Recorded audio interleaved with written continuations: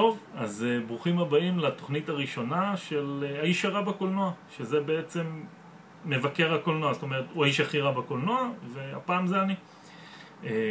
בתוכנית הזאת אנחנו נדבר על גברים בשחור 3, שזה פשוט הסרט האחרון שיצא לי לראות, שזאת סיבה נהדרת לדבר עליו עכשיו. סרט בסך הכל כיף מאוד, היה לי מאוד נחמד לראות אותו, הוא סרט זורם, מהיר, משעשע, דינמי.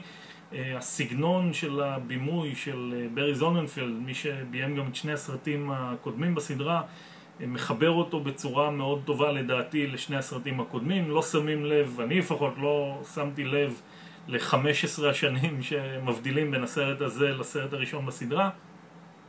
הסגנון נשאר אותו סגנון, ההומור אותו הומור. גם השחקנים מצוינים, יש שם את וויל סמית ואת טומי לי ג'ונס שעוד זכורים שני הסרטים הקודמים. טומי לי ג'ונס בעצמו מופיע רק בתחילת ובסוף הסרט, כשאת הדמות הצעירה שלו משחק ג'וש ברולין.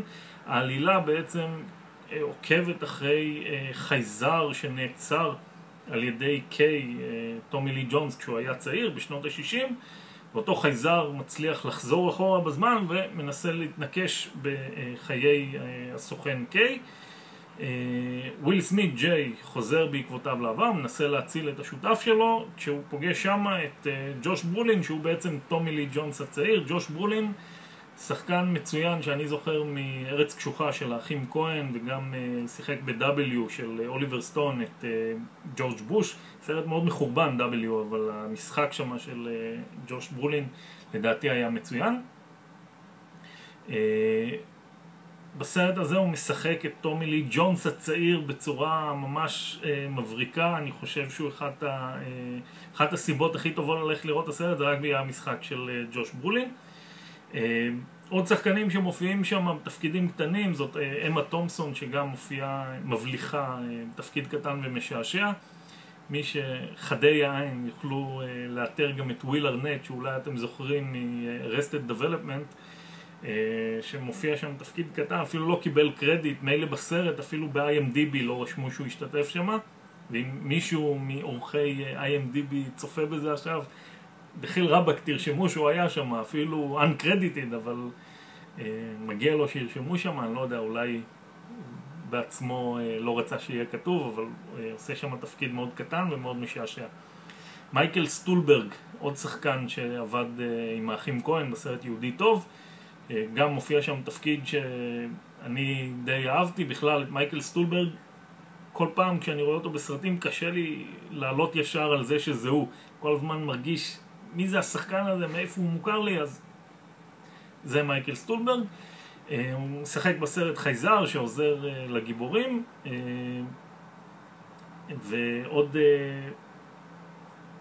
שחקן שראוי לציון זה מי שמשחק שם את הדמות של הרע, ג'מיין קלמנט, שאולי אתם זוכרים, אולי מישהו מכיר מסדרת טלוויזיה טיסת הקונקורד, קומיקאי בריטי שלדעתי עשה את התפקיד של הרע הראשי הכי טוב בסדרה הזאת, בסדרת הסרטים הזאת. יותר אהבתי את הדמות שלו מהדמויות של הרעים הראשיים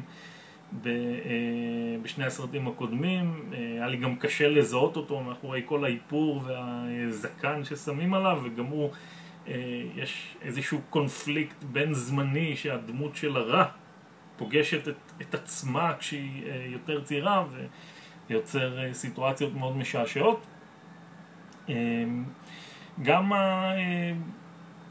גם הנושא של השלושה מימדים לדעתי היה מיותר.